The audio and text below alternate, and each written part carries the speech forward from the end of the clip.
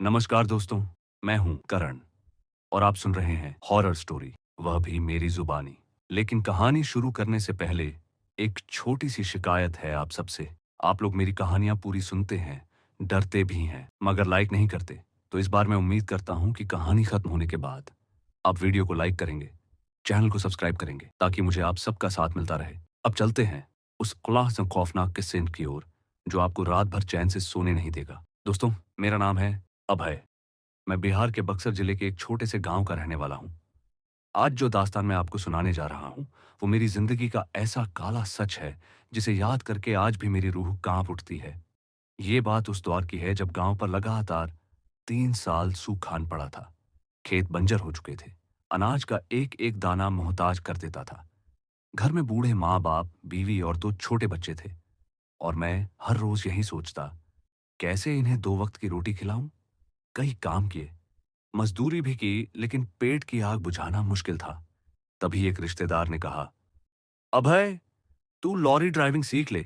पैसा तो है, पर हिम्मत और खतरा भी है। और मैं पहले ही मजबूरी का गुलाम बन चुका था, चाहे मौत सामने खड़ी हो। उस वक्त मुझे सिर्फ अपने परिवार का ख्याल था। कुछ महीने की मेहनत से मैंने लॉरी चलाना सीख लिया। फिर कर्जा लेकर और अपनी थोड़ी जमीन गिरवी रखकर मैंने एक पुरानी जर्जर लॉरी खरीदी। वो लॉरी मेरे लिए महज एक गाड़ी नहीं, बल्कि मेरे पूरे परिवार की आखिरी उम्मीद थी। हर बार जब मैं उसकी स्टीयरिंग पकड़ता, तो लगता जैसे जिंदगी धीरे धीरे पटरी पर लौट रही है। लेकिन लंबा सफर अकेले काटना आसान नहीं होता। मुझे एक साथी चाहिए था, और मेरे दिमाग में सबसे पहला नाम आया मेरे बचपन के दोस्त हंसराज यार का। हम दोनों ने साथ खेला, साथ जिया, और अब किस्मत हमें साथ काम करने के लिए भी जोड़ रही थी। वो बेरोजगार था।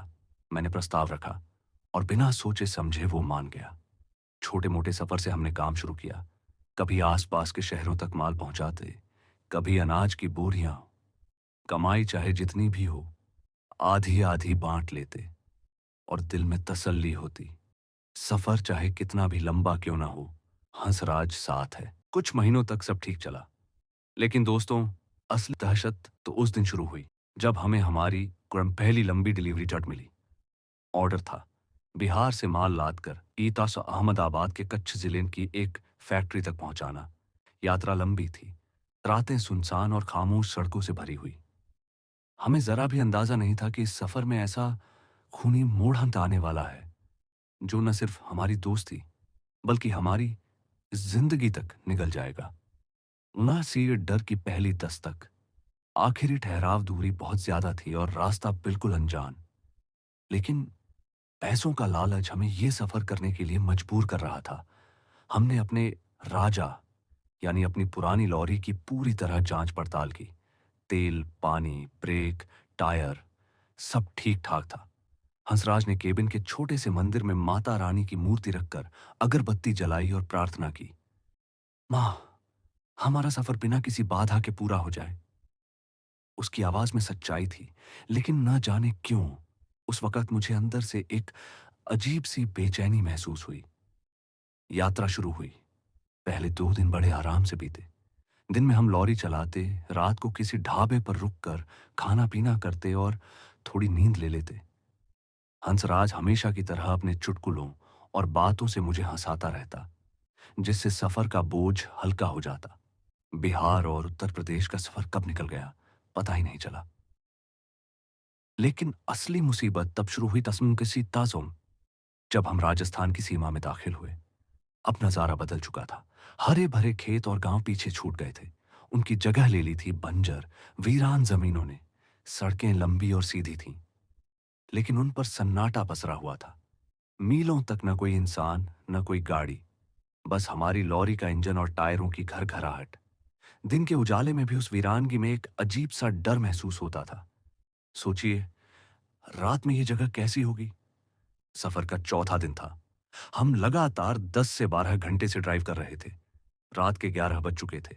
भूख और नींद दोनों हावी होने लगे थे। हंसराज बोला, भाई, अब हिम्मत नहीं हो रही। कोई ढाबा देखकर रोक लो, वरना नींद की एक झपकी भी जान ले सकती है। मैं भी थक चुका था। हम दोनों सड़क किनारे ढाबे की तलाश करने लगे। लगभग आधे घंटे बाद हमें दूर एक टिमटिमाती रोशनी दिखी।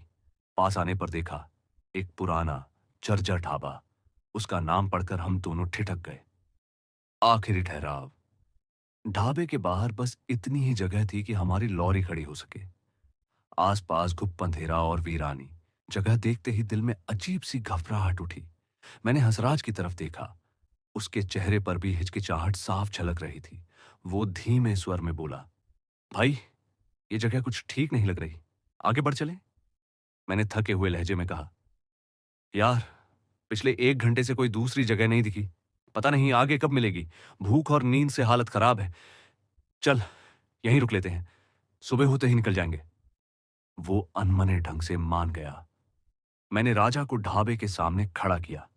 जैसे ही हम नीचे उतरे, एक ठंडी हवा का झोंका हमारे शरीर से टकराया। उस हवा में एक घुटन भरी सड़ांत थी, जैसे कहीं पास में कोई जानवर सड़ रहा हो, या शायद कुछ और। हम दोनों सहम कर एक दूसरे को देखने लगे। ढाबा लकड़ी और टीन की चादरों से बना था, छोटा सा, पर उसकी हालत देखकर ऐसा लग रहा था मानो सालों से किसी ने उसे छुआ तक ना हो। उस वीराने में उस नाम, आखिरी ठहराव और उस सड़ांत भरी हवा ने हमारे दिल में खौफ की पहली दस्तक दे दी थी। ढाबे के अंदर एक पीला बल्ब टिमटिमा रहा था। उसकी मरी हुई धुंधली रोशनी में सब कुछ और भी ज्यादा डरावना लग रहा था, मानो हर कोना किसी अनजानी परछाई से भरा हो। हम दोनों हिचकिचाते कदमों से अंदर दाखिल हुए। भीतर का माहौल बाहर से भी भयानक था। कुछ टूटी फूटी चारपाइयां, बेमेल कुर्सियां और जंग लगे मेजें बिखरी पड़ी थीं। हवा में वही सड़ी हुई गंध अब इतनी तेज हो चुकी थी कि सांस लेना मुश्किल लग रहा था। काउंटर के पीछे एक बेहद बूढ़ा आदमी चुन बैठा था। उम्र शायद 90 से भी ऊपर। चेहरे की चमड़ी झुर्रियों से सिकुड़ी हुई, जैसे सूखा हुआ चमड़ा। आंखें अंदर धंसी हुई, लेकिन उस पीली रोशनी में किसी अब जलते अंगारे चोट की तरह चमक रही थी। और सबसे अजीब बात, वो हमें मला बिना पलक झपकाए सोचक घूरे जा रहा था। उसकी निगाहों में ऐसा सन्नाटा था जैसे हमारी रूह को आर पार कर दे। हमने एक दूसरे को देखा और चुपचाप एक चारपाई पर बैठ गए। तभी बूढ़ा बिना हिले डुले उसी जगह से एक कर्कश और भारी आवाज में बोला, क्या खाओगे? उसकी आवाज सुनकर ऐसा लगा मानो सूखी लकड़ी आपस में रगड़ रही हो, या किसी कब्र के अंदर से कोई बोल रहा हो।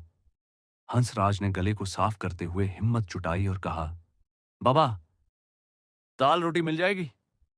बूढ़े ने बस धीरे से सिर हिलाया और किसी खोखले ढांचे की तरह डगमगाता हुआ उठकर अंदर के अंधेरे में चला गया। शायद वहीं उसका किचन था। अब ढाबे में सिर्फ हम दोनों थे। चारों तरफ मौत सा सन्नाटा, जिसे सिर्फ हमारी तेज धड़कनों से की आवाज तोड़ रही थी। मुझे लगातार महसूस हो रहा था कि हमारे अलावा यहां कोई और भी है, कोई जो अंधेरे में बैठा हमें देख रहा है। करीब 15 मिनट बाद बूढ़ा थालियां लेकर लौटा। उसने उन्हें हमारे सामने पटका। थालियों में सूखी फटी हुई रोटियां और पानी जैसी पतली दाल थी, लेकिन दाल से माने एक अजीब सी मीठी सड़ी महक छूट रही थी, जैसे उसमें कुछ ऐसा मिला हो जो खाने के लिए नहीं, मारने के लिए अटो। साथ में एक मटमैला सा पानी का जग भी रखा। हंसराज ने धीरे से मेरे कान में फुसफुसाया, भाई, ये खाना तो देखने में ही जहर जैसा लग रहा है। मुझसे तो नहीं खाया जाएगा। मैंने उसे आंखों ही आंखों में इशारा किया। चुप रह, खाना खा लेने का दिखावा कर, बहस मत कर, बस यहां से निकलना है। हमने रोटियों को तोड़ा और दाल में डुबोकर ऐसे ही छोड़ दिया। मुंह में डालने की कोशिश की तो स्वाद इतना सैला और घिनौना था कि उल्टी आने लगी। हम दोनों समझ गए थे यहां कुछ भी ठीक नहीं है। मैंने झटपट काउंटर पर पैसे रखे और हंसराज को चलने का इशारा किया, लेकिन तभी पीछे से उसी कर्कश आवाज ने हमारी रगों में खून जमा दिया। सफर लंबा है, रात को इस रास्ते पर अकेले मत जाना, आगे खतरा है। हम दोनों ठिठक कर रुक गए। मेरे कदम वहीं जम गए। मैंने धीरे से पलटकर पूछा, कैसा खतरा बाबा? वो बूढ़ा अपनी उन्हीं धंसी हुई आग जैसी आंखों से हमें घूरता रहा। फिर बर्फ सी ठंडी आवाज में बोला, ये रास्ता जिंदा लोगों के लिए नहीं है। जो रात को यहां से गुजरता है वो हन सुबह का सूरज नहीं देख पाता। लौट जाओ जहां से आए हो। उसकी बातें नहीं, बल्कि जिस तरह से उसने हमें देखा, वो इतना खौफनाक था कि हमारी हिम्मत जवाब दे गई। हम कुछ नहीं बोले, लगभग भागते हुए लॉरी की तरफ दौड़े। मैंने कांपते हाथों से लॉरी स्टार्ट की और बिना पीछे देखे सड़क पर निकाल दिया। मेरे हाथ स्टीयरिंग पर पसीने से भीग चुके थे और बगल में बैठा हंसराज लगातार हनुमान चालीसा पढ़ रहा था। लेकिन उस ढाबे से दूर निकलने के बाद भी मुझे ऐसा लग रहा था जैसे वो बूढ़ा आदमी अपनी अंगारे जैसी आंखों से अभी भी हमें देख रहा हो। दोस्तों, उस रात हम मौत के दरवाजे से भाग कर निकले थे, लेकिन हमें क्या पता था कि असली खतरा तो अब सामने आने वाला था। उसकी आवाज में डर साफ झलक रहा था। हम दोनों चुप थे, बस हमारी किलातेज सांसों की आवाज और लॉरी के इंजन की गड़गड़ाहट उस मौत जैसे सन्नाटे को चीर रही थी। मेरी नजरें बार बार पीछे देखने वाले शीशे पर जा रही थीं। हर बार मुझे ऐसा लगता कि कहीं वो बूढ़ा आदमी या उसकी कोई परछाई हमारे पीछे तो नहीं आ रही। करीब 20 से 25 किलोमीटर तक लॉरी को भगाने के बाद हमें लगा कि अब हम उस शापित जगह से काफी दूर निकल आए हैं। मैंने राहत की सांस ली और गाड़ी की रफ्तार थोड़ी धीमी कर दी। हंसराज ने भी हनुमान चालीसा पढ़ना बंद कर दिया। उसने हाँफते हुए पानी की बोतल उठाई और एक लंबा घूंट लेकर कांपती आवाज में कहा, अभय भाई, वो क्या था? वो ढाबा, वो बूढ़ा आदमी, उसकी बातें, मुझे तो अभी भी यकीन नहीं हो रहा। मैंने गहरी सांस ली। मुझे भी समझ नहीं आ रहा हंसराज, लेकिन एक बात साफ है, वो जगह बिल्कुल भी ठीक नहीं थी। अच्छा हुआ हम वहां से निकल आए। सोच, अगर हम उसकी चेतावनी मानकर वहीं रुक जाते या उस अंधेरी सड़क पर आगे बढ़ जाते, तो ना जाने क्या होता। हंसराज सहमते हुए बोला, पर भाई, उसने चेतावनी क्यों दी? ऐसा लग रहा था जैसे वो हमें बचाना चाहता हो। उसकी बातें मेरे दिल में भी गूंज रही थीं। क्या सचमुच उस रास्ते पर कोई खतरा है, या वो बूढ़ा महज हमें डरा कर रोकना चाहता था? ये सवाल मेरे दिमाग में किसी कांटे की तरह चुभ रहे थे। मैंने मजबूरी में हंसराज को हिम्मत बंधाते हुए कहा, छोड़ना, हो सकता है वो कोई सनकी हो। कभी कभी लोग मुसाफिरों को डरा कर मजे लेते हैं, या शायद चाहता हो कि हम वहीं रात गुजारें ताकि उसे और पैसे मिले। अब इन फालतू बातों पर ध्यान मत दे, बस गाड़ी चलाते रहना है। सुबह होते ही किसी बड़े कस्बे में पहुंचना है। मेरी बातों से हंसराज ने थोड़ा खुद को संभाला, लेकिन हमारे दिलों में उस ढाबे का खौफ अब भी बैठा हुआ था। हमने तय कर लिया, अब चाहे कुछ भी हो, रुकना नहीं है। रात और गहरी होती जा रही थी। सड़क के दोनों तरफ अब कंटीली झाड़ियां और सूखे पेड़ शुरू हो गए थे। चांदनी जरूर थी, लेकिन झाड़ियों की वजह से सड़क पर अजीब अजीब साए बन रहे थे। कभी वो साए इंसान जैसे लगते, कभी किसी झुके हुए जानवर जैसे। हर साया हमारे दिल की धड़कन तेज कर देता था। ढाबे का अनुभव इतना डरावना था कि अब हमें हर चीज में खतरा नजर आ रहा था। करीब 1 घंटा और निकल गया। रात के शायद 1 बज रहे थे। हमारे बीच घोर सन्नाटा छा गया था। हंसराज की आंखें भारी हो रही थीं और मैं भी मुश्किल से नींद को रोक रहा था। तभी अचानक लॉरी की हेडलाइट की रोशनी में सड़क किनारे कुछ हिलता हुआ दिखाई दिया। मैंने झट से ब्रेक दबाया और गाड़ी की रफ्तार धीमी कर दी। हंसराज भी हड़बड़ाकर उठ बैठा। क्या हुआ भाई, कोई जानवर है क्या? लेकिन जैसे ही हम करीब पहुंचे, हमारे रोंगटे खड़े हो गए। सड़क के किनारे एक बूढ़ी औरत खड़ी थी। वो हमें हाथ देकर रुकने का इशारा कर रही थी। उसका शरीर कमजोर और हड्डियों सा सूखा हुआ, कपड़े फटे पुराने, बाल बिखरे हुए, चेहरे पर थकान और लाचारी। आधी रात, वीरान सड़क और ऐसी औरत, ये किसी भयानक सपना देखने जैसा था। मेरे दिमाग में उसी बूढ़े की आवाज गूंज उठी, आगे खतरा है। मेरे हाथ पैर ठंडे पड़ गए। दिल में यकीन हो गया कि ये कोई इंसान नहीं, कोई धोखा है। मैंने मन ही मन फैसला किया, चाहे कुछ भी हो जाए, मैं गाड़ी नहीं रोकूंगा। ये जरूर कोई जाल है। मैंने क्लच दबाकर लॉरी की रफ्तार बढ़ाई ही थी कि हंसराज ने मेरा हाथ पकड़ लिया। उसकी आंखों में करुणा झलक रही थी उसकी आवाज कांप रही थी। भाई, रुको, बेचारी कितनी लाचार लग रही है, कहीं सच में मदद की जरूरत हो तो। और ठीक उसी क्षण मैंने हेडलाइट की रोशनी में उस औरत की आंखें देखी। वो आंखें इंसानी नहीं थीं। हंसराज की आंखों में दया थी, उसकी आवाज कांप रही थी। भाई, ये वीराने में अकेली है, मदद मांग रही है, हम ऐसे ही कैसे जा सकते हैं? मैंने गुस्से से ब्रेक पर पैर दबाया और कहा, तू पागल हो गया है क्या? तुझे याद नहीं उस बूढ़े ने क्या कहा था? इस रास्ते पर खतरा है। सोच, आधी रात, वीरान सड़क, और यह औरत अचानक कहां से आ गई? यह जरूर कोई धोखा है। लेकिन हंसराज मानने को तैयार ही नहीं था। उसकी आंखों में करुणा थी, जैसे कोई मासूम बच्चा विनती कर रहा हो। भाई, मैं मानता हूं, पर एक बार सोच, अगर ये सच में कोई मां है जो मुसीबत में फंसी है और हम इसे ऐसे ही छोड़ गए तो? अगर इसे कुछ हो गया तो? ये पाप लगेगा हमें। बस एक बार पूछ लेते हैं। मेरे दिल में डर और इंसानियत की लड़ाई शुरू हो गई। एक तरफ उस बूढ़े की चेतावनी गूंज रही थी, आगे खतरा है, और दूसरी तरफ हंसराज की बातें। उसका चेहरा देखकर मेरा मन पसीजने लगा। आखिरकार मैंने गहरी सांस ली और धीरे से सिर हिला दिया। शायद यही मेरी जिंदगी की सबसे बड़ी गलती थी। मैंने लॉरी थोड़ी दूरी पर रोकी। हंसराज तुरंत दरवाजा खोलकर उतरा और उस औरत की ओर बढ़ा। मैं स्टीयरिंग पर बैठा सब कुछ देख रहा था। एक हाथ हॉर्न पर रखा था कि जरा भी गड़बड़ होते ही जोरदार आवाज से हंसराज को सावधान कर दूं। हंसराज उसके पास पहुंचा और बोला, क्या हुआ मां जी? इस सुनसान में आप अकेली क्या कर रही हैं? उस औरत की आवाज इतनी कांप रही थी जैसे बरसों से गले में कोई बोझ दबा हो। बेटा, भगवान तुम्हारा भला करे। मैं अपने परिवार संग जीप में जा रही थी। रास्ते में गाड़ी खराब हो गई। मेरे बेटे बहू मदद लेने आगे गए। 2 घंटे हो गए, वो लौटे ही नहीं।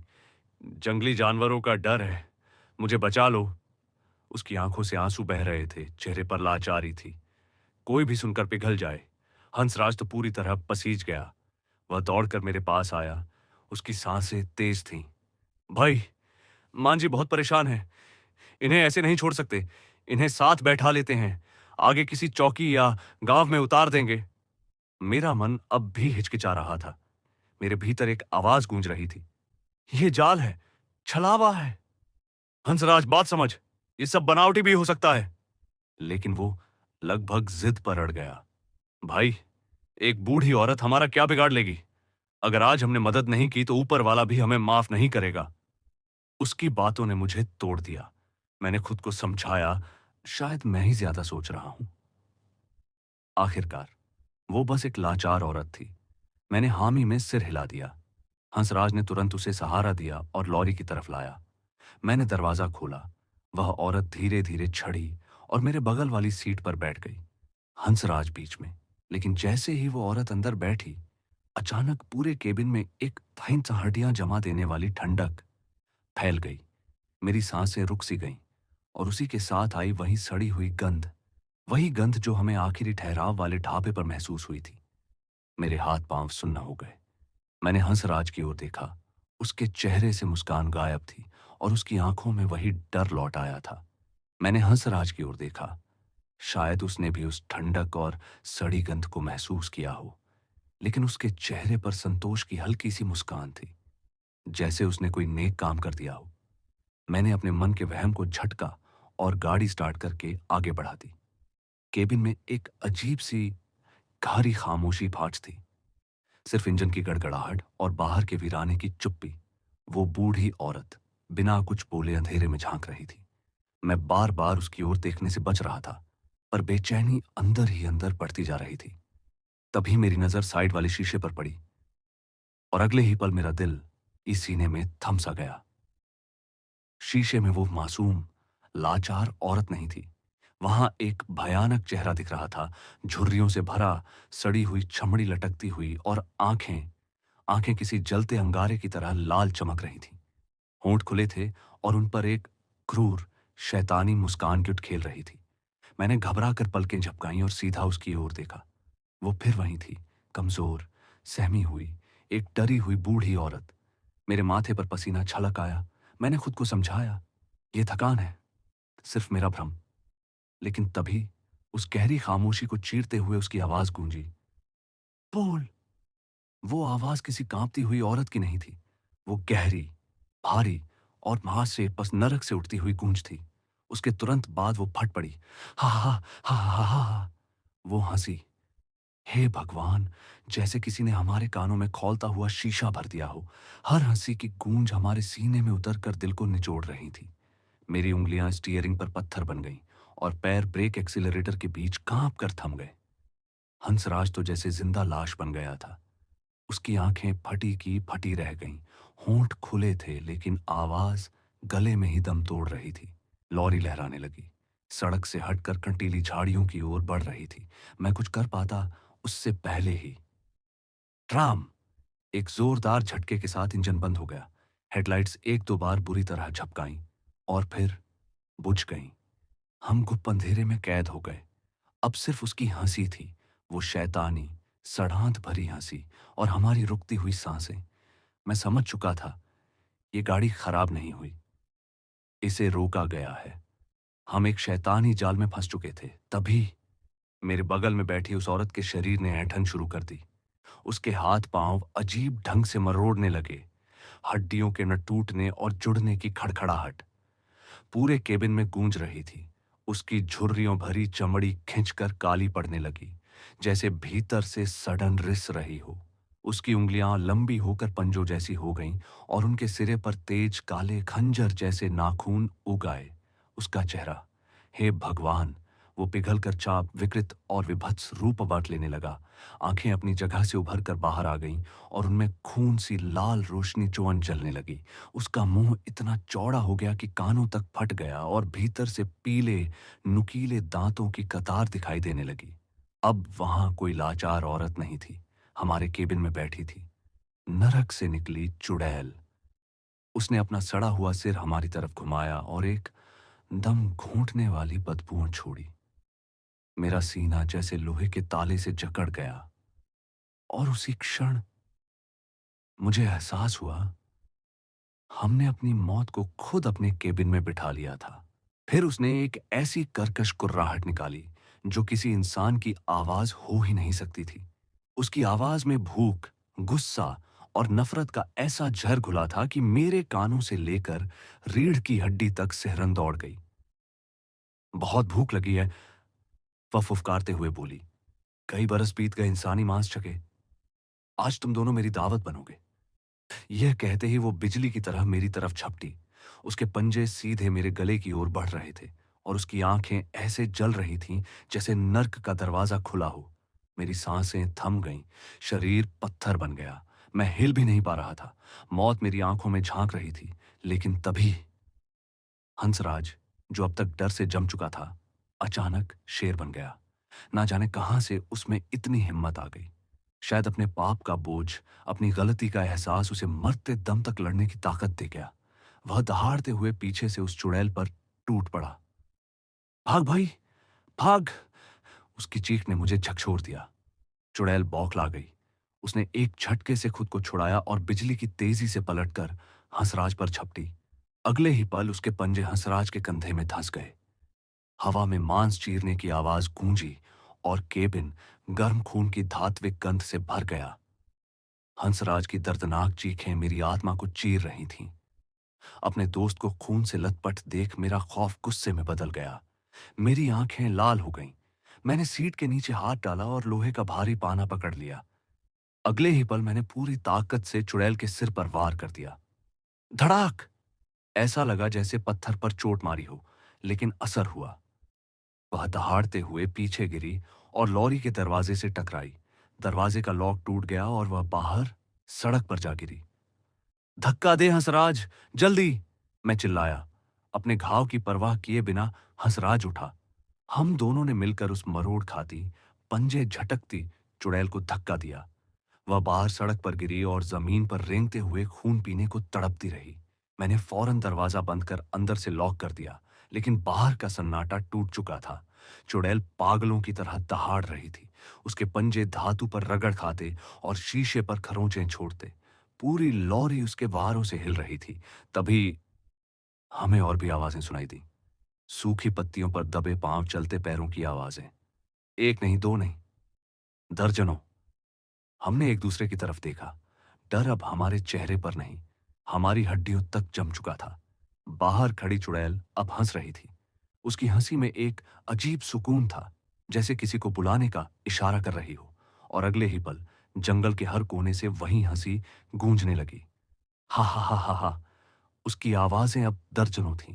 गुर्राहटें, चीखें, कराहें, जैसे पूरा जंगल जिन्नों और शैतानों से भर गया हो।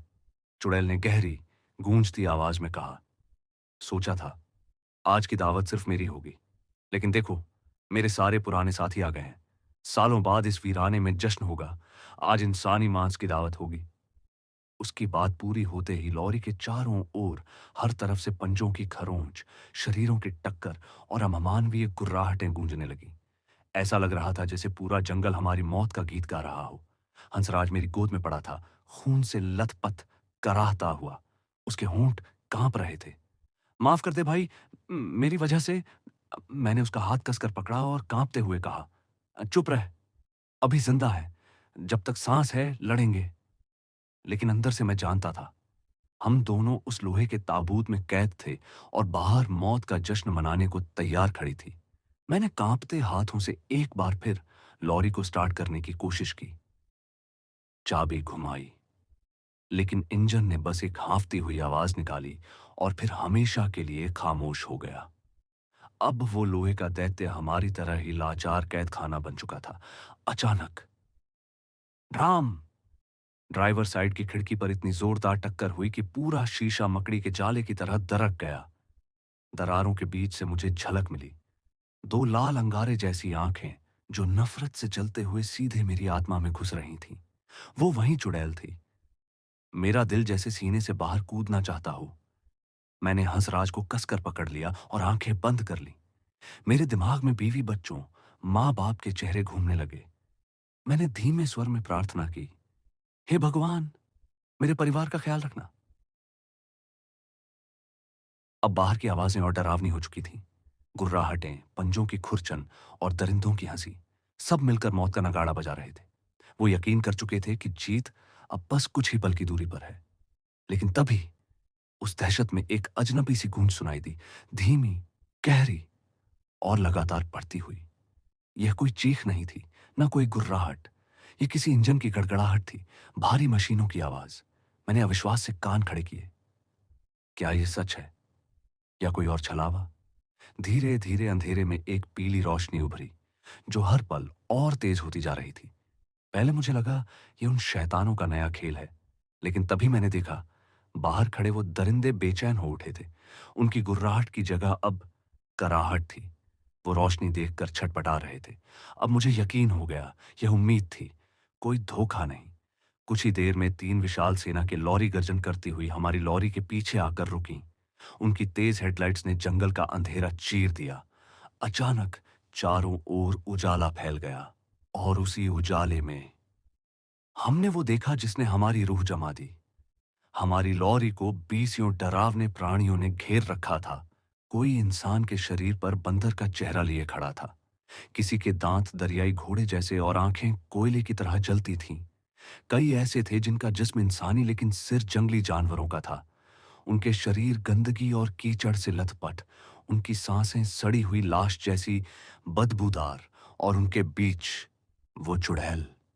उसकी आंखें हमारी ओर गड़ी हुई थीं, जैसे मौत को आखिरी बार देख रही हों। लेकिन हेडलाइट की चुभती रोशनी उन सब के लिए जहर थी।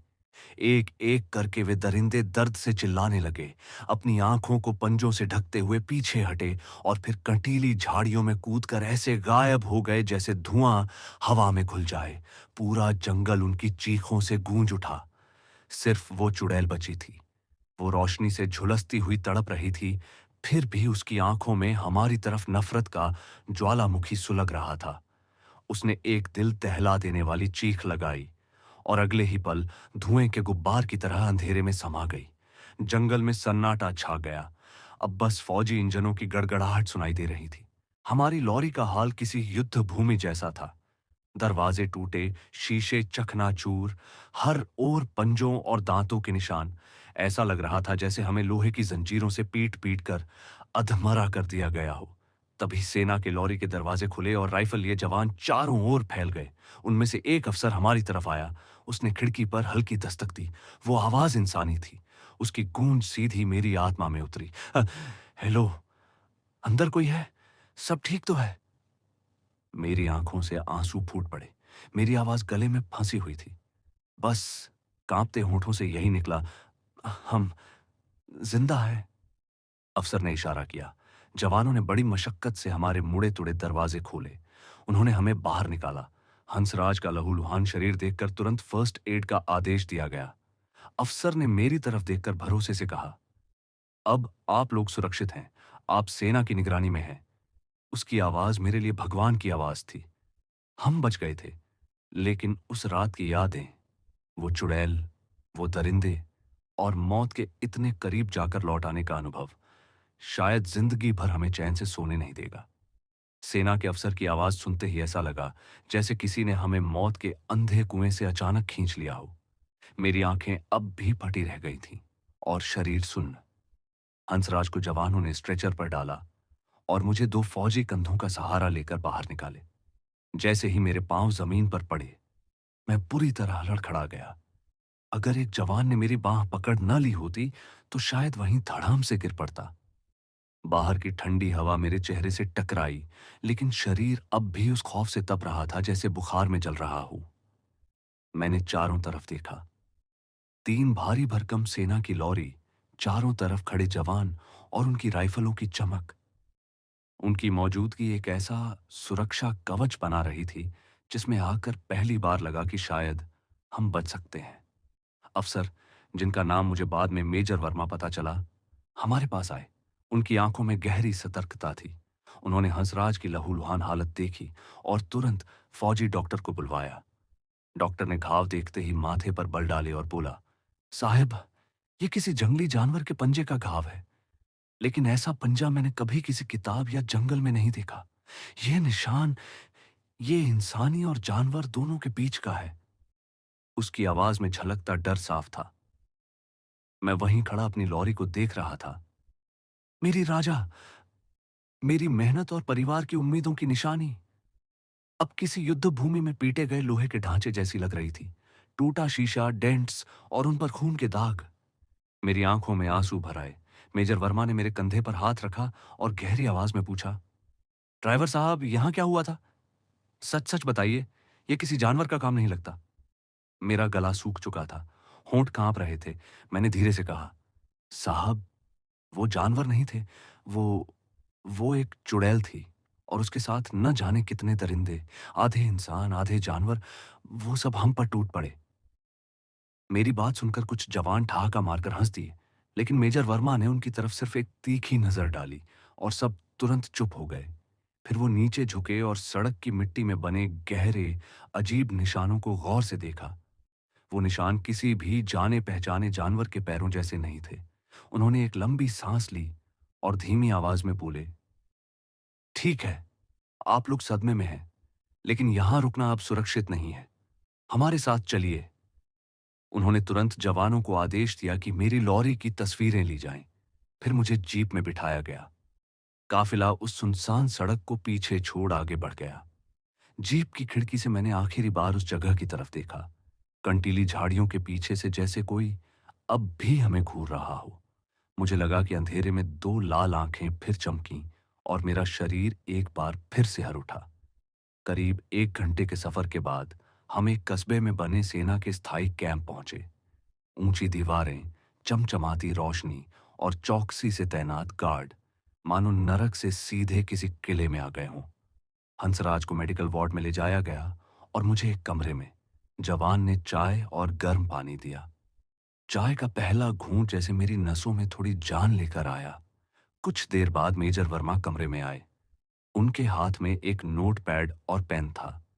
वो मेरे सामने बैठ गए और बोले, "आपका दोस्त अब खतरे से बाहर है। अब मुझे सब कुछ शुरू से बताइए, बिना कुछ छिपाए।" उनके भरोसेमंद चेहरे को देखकर मैंने हिम्मत जुटाई और सब कुछ बता डाला। उस ढाबे पर बूढ़े आदमी से लेकर उस औरत के भयानक रूप में बदलने तक, फिर हमारी लॉरी के बंद पड़ जाने और उन दरिंदों के हमले तक। मेजर वर्मा चुपचाप सब लिखते रहे। जब मैंने अपनी कहानी पूरी की तो कमरे में गहरा सन्नाटा छा गया। कुछ पल तक वो नोटपैड घूरते रहे, फिर धीरे धीरे बोले, अभय जी, मैं आपकी बात पर यकीन करता हूं। मेरे रोंगटे खड़े हो गए। उन्होंने आगे कहा, आप पहले इंसान नहीं हैं जिसके साथ इस सड़क पर ऐसा हुआ है। यह रास्ता सालों से बदनाम है। स्थानीय लोग इसे चुड़ैल घाटी कहते हैं। कहा जाता है कि बहुत साल पहले यहां कुछ ऐसा हुआ था जिसकी वजह से यह इलाका अब भी शापित है। उनकी आंखों में एक ऐसा डर झलक रहा था जिसे शायद उन्होंने पहले ही देख लिया था। रात का सन्नाटा अब भी मेरे कानों में गूंज रहा था। मेजर वर्मा की बातों ने मेरे दिल की धड़कनें थाम दी थीं। उनकी आंखों में तजुर्बे का बोझ था और आवाज में ऐसा सच जिसे सुनकर रूह कांप उठे। उन्होंने धीमी आवाज में कहा, इस सड़क से रात के वक्त गुजरने वाले या तो हमेशा के लिए गुम हो जाते हैं, और अगर कोई बच भी जाए तो उसकी हालत तुम्हारे दोस्त जैसी हो जाती है। जिंदा तो रहता है लेकिन अंदर से खाली, एक खोखला खोल। उनके शब्द मेरे कानों से टकराकर जैसे खोपड़ी के भीतर गूंजने लगे। वो आगे बोले, हम फौजी लोग भूत प्रेत जैसी बातों पर भरोसा नहीं करते, लेकिन इस सड़क पर हमने भी ऐसी ऐसी चीजें देखी हैं जिनका कोई नाम, कोई तर्क, कोई जवाब नहीं है। इसीलिए हमारी गाड़ियां हमेशा काफिले में और पूरी तैयारी के साथ निकलती हैं। अकेले सफर करना मौत को बुलावा देना है। उन्होंने मेरी ओर देखा और आंखों में एक गहरी गंभीरता भरकर कहा, आज तुम दोनों जिंदा हो सिर्फ इसलिए कि किस्मत ने तुम्हें हमारी तरफ धकेल दिया, वरना सुबह हमें सिर्फ तुम्हारी लाश और तुम्हारे लॉरी के टुकड़े मिलते। उनके शब्दों ने मेरे पैरों तले जमीन खिसका दी। वह कुर्सी से उठे और दरवाजे तक जाकर रुके, फिर पलट कर बोले, कल सुबह अपने दोस्त को लेकर सीधा गांव लौट जाओ। पुलिस, मुकदमा, इन सब से दूर रहो। जो कुछ भी देखा है उसे भूल जाना ही तुम्हारी सलामती है। याद रखना, यह सड़क जिंदा है, यह भूखी है, यह अपना शिकार खुद ढूंढती है, और एक बार जिसे चुन ले वो शायद ही कभी बच पाए। उनकी आखिरी लाइन ने मेरे दिल पर ऐसा ताला जड़ दिया जिसे मैं जिंदगी भर खोल नहीं सका। उस रात मैं बिस्तर पर लेटा रहा, लेकिन नींद आंखों से कोसों दूर थी। कमरे की हर खामोशी मुझे चुभ रही थी, हर परछाई मुझे ताकती लग रही थी। मुझे लगता रहा कि कोई खिड़की के बाहर खड़ा है, कोई दरवाजे की आड़ में सांस रोककर मेरी तरफ देख रहा है। रात के हर मिनट के साथ मेरी रगों में सिहरन दौड़ती रही। सुबह की पहली किरण खिड़की से भीतर आई तो थोड़ी राहत मिली। उजाले का एहसास ऐसा था जैसे नरक से निकलकर अचानक किसी पवित्र जगह पहुंच गया हूं। मैं सबसे पहले मेडिकल वार्ड भागा। हंसराज बिस्तर पर लेटा था, लेकिन वो अब हंसराज नहीं था। उसकी आंखें खाली थीं, जैसे उनमें से आत्मा ही निकल गई हो। छत को घूरते हुए वह पलक भी नहीं झपका रहा था। मैंने धीरे से उसके कंधे पर हाथ रखा। हंसराज, कैसा है भाई? मेरे छूते ही वह ऐसे कांपा जैसे किसी ने जंजीर से झकझोर दिया हो। उसकी आंखों में वह डर था जिसे मैं बयान भी नहीं कर सकता। उसने बस एक फुसफुसाहट में कहा, ठीक हूं। लेकिन वह ठीक नहीं था। उसका हंसमुख चेहरा अब एक डर की परछाई बन चुका था। वह बोलता नहीं, बस खामोश रहता, जैसे उस रात ने उसकी जिंदगी से उसकी असली पहचान छीन ली हो। थोड़ी देर बाद मेजर वर्मा आए। उन्होंने कहा, मैंने तुम्हारी वापसी का इंतजाम कर दिया है। जीप तुम्हें रेलवे स्टेशन तक छोड़ देगी, लेकिन याद रखना, हकीकत को अंतर ही दफन कर देना। किसी से मत कहना कि चुड़ैलों या दरिंदों ने हमला किया। बस इतना कहना कि जंगली जानवरों का हमला हुआ और लॉरी खाई में गिर गई। यही सच है, वरना तुम दोनों पर ही पागलपन का ठप्पा लग जाएगा। हम दोनों खामोशी में जीप में बैठे। कैंप से बाहर निकलते वक्त मैंने पीछे मुड़कर देखा। उजाले में भी वह जगह किसी अंधेरे दानव की तरह दिख रही थी। मैंने मन ही मन कसम खाई कि अब कभी इस सड़क पर पैर नहीं रखूंगा। वापसी का सफर लंबा था, लेकिन उससे भी ज्यादा लंबा था सन्नाटा। जिस रास्ते पर आते वक्त हम हंसी मजाक और उम्मीदों से भरे थे, उसी रास्ते पर अब मौत जैसी चुप्पी पसरी थी। हंसराज खिड़की से बाहर ताकता रहा, पर मुझे पता था कि वह बाहर नहीं देख रहा। वह अपने भीतर की खाई में झांक रहा था।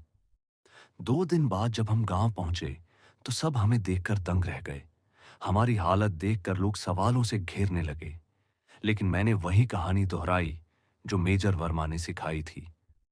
लॉरी खाई में गिर गई और जंगली जानवरों ने हमला कर दिया।